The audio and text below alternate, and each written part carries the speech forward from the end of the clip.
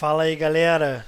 Continuando a nossa parte aí de genética, após os conceitos básicos, relembrando aí os conceitos gerais, a gente vai partir para relembrar a primeira lei de Mendel, ou que a gente conhece como lei da segregação dos fatores ou lei da pureza dos fatores, tá? Ou só a lei da pureza, né?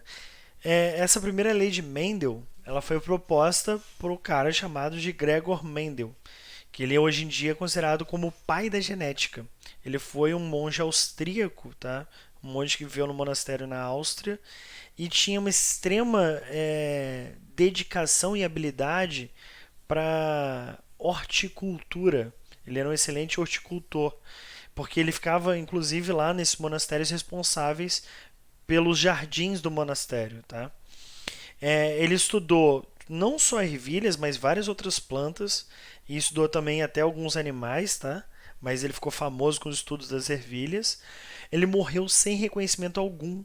Inclusive, os trabalhos dele foram publicados com ele ainda em vida e foram completamente descreditados. Somente ele foi. Os trabalhos dele foram publicados anteriormente aos trabalhos de Darwin sobre a origem das espécies, sobre a evolução. E olha que Darwin publicou em 1856. Então, Mendel publicou anteriormente a isso, tá? Antes de 1856. Só que ninguém deu crédito, ninguém deu valor, ninguém realmente é, analisou aquilo para não, vamos ver se aquilo funciona, se é mesmo. Então, já assumiram que ele tinha feito alguma coisa qualquer, algum erro, ou estava falando de coisa nada a ver, estava especulando demais, e ignoraram. Somente lá para 1900 e uns quebradinhos, 1910, por exemplo, acho que foi 1908, 1909, que os trabalhos de Mendel foram redescobertos por pessoas que estavam tentando achar a resposta que Darwin não conseguiu dar. Darwin ele falou que existiam variações que ocorriam naturalmente nas espécies, nas populações, e que o ambiente selecionava as variações mais positivas para sobreviver naquele ambiente. Só que nunca conseguiu explicar a origem dessas variações. Buscando uma resposta na literatura, acabaram encontrando isso lá em 1900 e pouquinho, os trabalhos de Mendel, que já tinham uma resposta para para essa lacuna na teoria de Darwin, né? E a partir daí ficou conhecido como a pessoa que cunhou as ideias que foram apropriadas pela genética hoje em dia. Ou seja, ele recebeu um termo pai da genética porque existe o que a gente chama de genética clássica. Clássica é a genética mendeliana, que seguem os padrões que Mendel encontrou. Beleza? Por que ele optou por trabalhar com ervilhas? Lembrando que ele não trabalhou só com ervilhas, mas porque quando ele publicou o trabalho, ele publicou principalmente relacionado a ervilhas, porque elas de fáceis de manipulação, eram fáceis de cultivar, elas requeriam um espaço menor, elas conseguiam ser cultivadas em canteiros, tinham um crescimento rápido, apresentavam ciclos curtos, tá? Entre plantar, germinar, crescer, florescer, desenvolver frutos, semente, tudo isso era bem curto o ciclo. As características eram facilmente diferenciáveis, como por exemplo o padrão de cor das sementes. Produziam muitas sementes, muitos descendentes, né? Então, muitas sementes, muitas plantas que eu consigo plantar, muitos descendentes. E a estrutura da flor não permitia fecundação cruzada. Lembra que é fecundação cruzada? É quando você tem a fecundação entre plantas, né? Uma fecundar a outra, uma fecundação cruzada. Beleza? Não permitia, não. Eu acho que eu falei que a estrutura da flor não permitia. Na verdade, a estrutura da flor não permite, né? Ela não mudou até hoje no contexto evolutivo. Essa primeira lei de Mendel, como eu já falei, é a lei da segregação dos fatores, ou lei da pureza dos gametas. Basicamente, o que vem sendo proposto por Mendel a respeito dessa lei? Os fatores, que hoje em dia a gente entende como alelos, ou genes alelos, eles eram passados de maneira hereditária, tá? Sendo que um fator é de origem materna e o outro fator de origem paterna. Tá? Eles conjuntamente, no caso esses fatores conjuntamente, vão designar determinada característica. beleza? Só que qual que é a questão da lei da pureza dos gametas ou da segregação dos fatores? É que na hora de produzir um gameta, você não vai produzir um gameta com todos os seus fatores, com todos os seus alelos. Você vai produzir um gameta com a metade dos seus fatores ou com a metade dos seus alelos. Então, se você tem um alelo azão, azinho. Ou você vai produzir um gameta com alelo azão ou um gameta com alelo azinho. E isso vai funcionar para todas as suas características. Beleza? Basicamente, se você analisar ali, ó, como é que ele chegou nessa questão da lei da pureza dos gametas? Ele pegou o que era uma progenie, ou seja, os parentais, duas ervilhas ali, plantou duas ervilhas amarelas, e quando ele cruzou essas duas ervilhas amarelas, ele encontrou dois padrões de cor. Desculpa, gente, que está errado aqui no slide, eu não sei o que houve aqui, mas esse padrão de cor aqui ele não é. Ele não é marrom, sei lá que cor é essa. Seria verde, tá? Então seria aqui amarelo, verde, tá?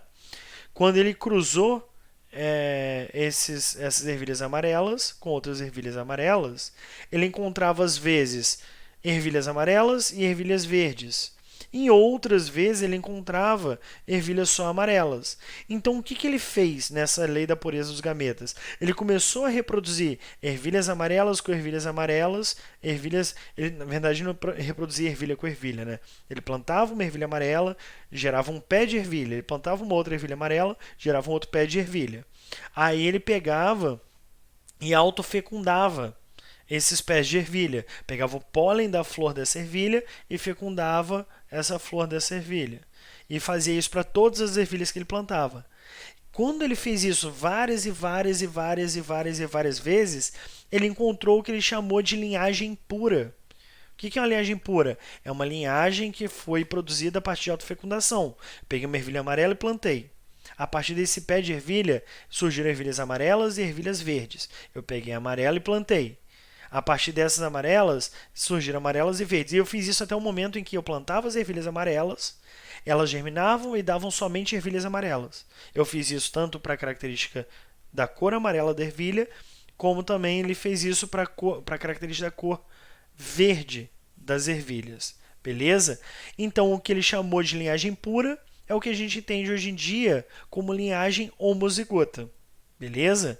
Aí, o que ele fez a partir disso daí? Ele pegou a linhagem pura amarela, tá? E a linhagem pura verde. Ou seja, ele pegou a linhagem homozigota amarela e a linhagem homozigota verde e cruzou. Aí, quando ele cruzou, ele teve um espanto, ele teve uma surpresa. 100% do que ele encontrou de ervilha desse cruzamento foram ervilhas amarelas.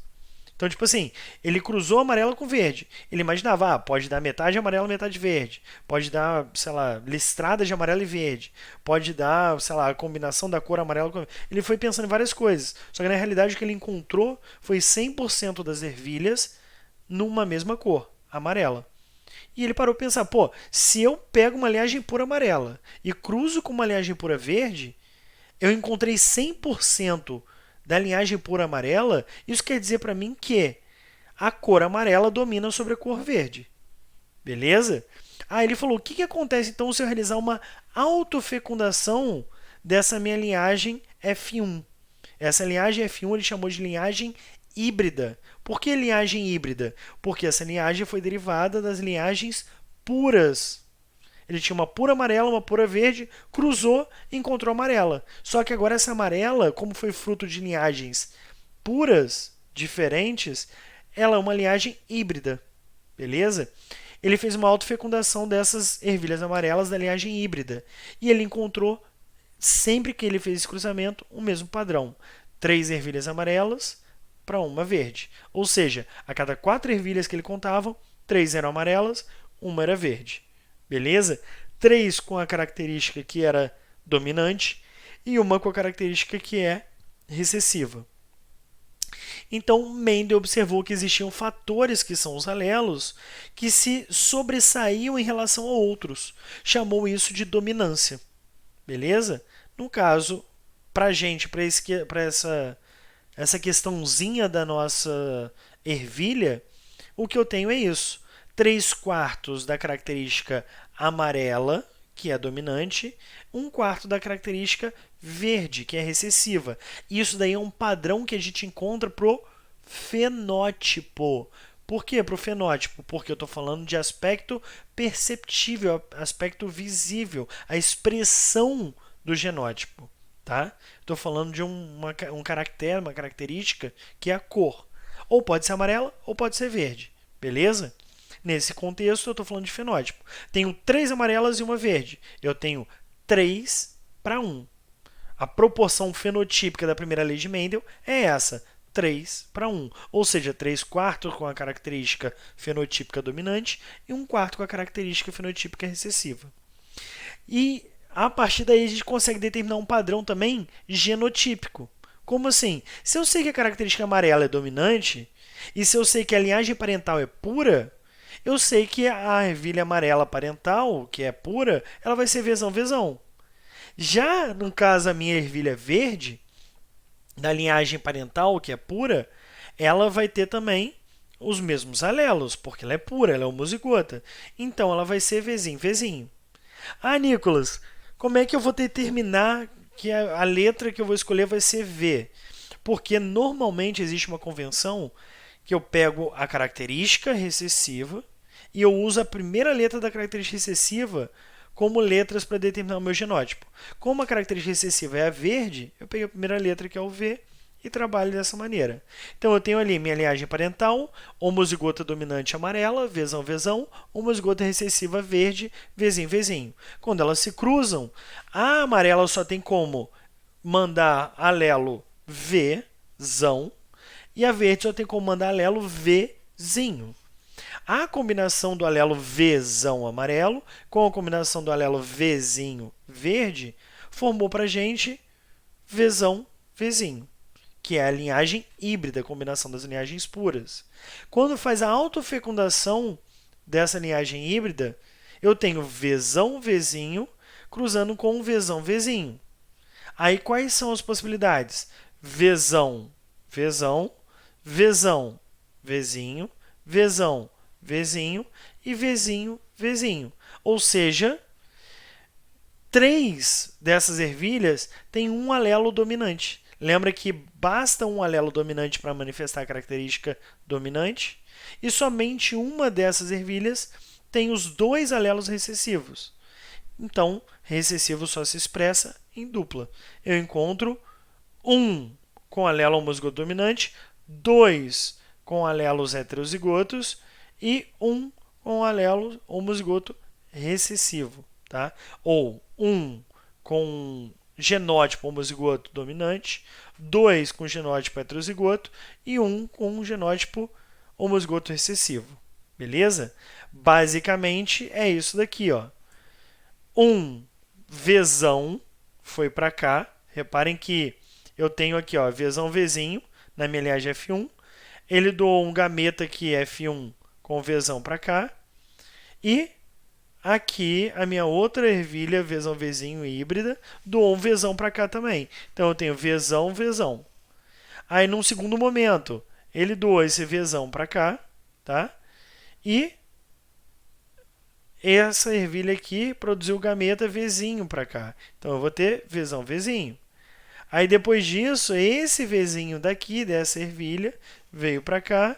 E esse Vzão aqui dessa ervilha veio para cá. Vzão Vzinho. E por fim, o Vzinho daqui dessa ervilha e o Vzinho daqui dessa ervilha. Então, tá vendo que esses gametas, eles são independentes? Cada gameta tem um alelo independente do alelo de outro gameta, e a combinação desses gametas também é ao acaso, possibilitando então Vzão Vzão, Vzão Vzinho, Vzão Vzinho, Vzinho Vzinho. Ou seja, proporção genotípica da primeira lei de Mendel, 1 para 2 para 1. Um homozigoto dominante para 2 heterozigotos para um homozigoto recessivo.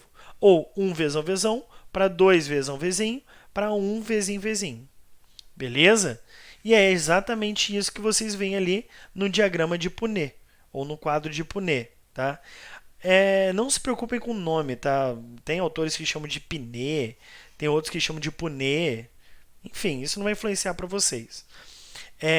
Mas basicamente, como é que você vai fazer esse padrão? Você pega aqui o genótipo materno e o genótipo paterno. Genótipo materno, por exemplo, nesse caso eu coloquei aqui na coluna. E genótipo paterno, nesse caso, eu coloquei aqui na linha. Poderia inverter? Poderia, sem problema nenhum, tá? E eu combino aqui, ó. Primeira coluna de alelo com minha primeira linha de alelo, Vzão, Vzão. Segunda coluna com a primeira linha, Vzão, Vzinho. Segunda linha com a primeira coluna, Vzão, Vzinho. Segunda linha com a segunda coluna, Vzinho, Vzinho. É aquela proporção que eu falei para vocês. A proporção do fenótipo, que só leva em conta o fenótipo, 3/4 fenótipo dominante, 1/4 fenótipo recessivo. Ou seja, a proporção fenotípica da primeira lei de Mendel, 3/1. Fenótipo, perdão, proporção genotípica, 1/4 Vzão, Vzão, 2/4 Vzão, Vzinho, 1/4 Vzão, perdão, aqui está errado. É 1/4 Vzinho, Vzinho, tá? Isso aqui era para ser Vzinho, Vzinho. Desculpa, gente. Então, a proporção genotípica é 1/2/1. Beleza? Aí aqui a gente consegue analisar outras características que Mendel trabalhou também, tá? Ou outras características que a gente teria como trabalhar. Aqui, ó, em relação às sementes, eu tenho ela como característica dominante, ela lisa e ela amarela. Lisa eu estou vendo textura, amarela eu estou falando de cor, tá? Aí, característica recessiva, rugosa, no caso, contrapartida com a lisa, e verde em contrapartida com a amarela, beleza? Com relação às pétalas, tá? Elas podem ter pétalas púrpuras, roxas, ou pétalas brancas, tá? Com relação à vagem, a vagem pode ser inflada ou ela pode ser constrita. Essa daqui é gordinha e essa daqui ela marca o formato das ervilhas aqui sobre a vagem. Ela pode ser verde ou ela pode ser amarela, tá? Lembrando que todas as características daqui de cima são dominantes e aqui de baixo são recessivas. De acordo com as flores, podem ser axiais ou terminais, ou seja, elas podem não estar na ponta dos galhos ou podem estar na ponta dos galhos, tá? E com relação à planta, ela pode ser planta alta ou uma planta baixa. Repare que alguns critérios são mais complicados, porque quem sou eu para dizer o que é uma planta alta ou uma planta baixa? Você vai ter, em teoria, por exemplo, nesse contexto da planta de ervilha, pegar um N amostral gigantesco, 1.000, 10.000, 50.000 plantas de ervilha e tirar uma altura média delas. Aí você vai ver qual é a altura média dessas plantas. Quando elas variarem para mais dessa altura média, você considera ela alta. Quando variar para menos, você considera ela baixa. Mas esse critério ainda é pior porque ele é muito arbitrário, né? Beleza? E aqui eu tenho o resumo dos dados obtidos por Mendel em seu experimento com as ervilhas. Caracteres parentais, primeira geração, segunda geração e a proporção. Tá? Em relação, por exemplo, sementes amarelas, sementes verdes, sementes lisas, sementes rugosas, sementes verdes, sementes amarelas e assim por diante. Ele encontrou a proporção aqui, por exemplo, estou falando de fenótipo, tá? 3/1, 3,01/1, 2,96/1, 2,82/1, 2,84/1, 3,14/1, 2,95/1, 3,15/1. Reparem que se você arredondar isso tudo, tudo vai arredondar em 3/1. Beleza? Foi assim que ele chegou nessa proporção fenotípica. Nicolas, e a proporção genotípica? A proporção genotípica a gente chegou depois, extrapolando a partir dos dados de Mendel. Beleza, galera? Vou fechar por aqui então, para não me estender demais também, deixar essa aula prontinha para vocês e na próxima aula a gente continua com outros conteúdos de genética. Beleza? Grande abraço aí para vocês, bons estudos!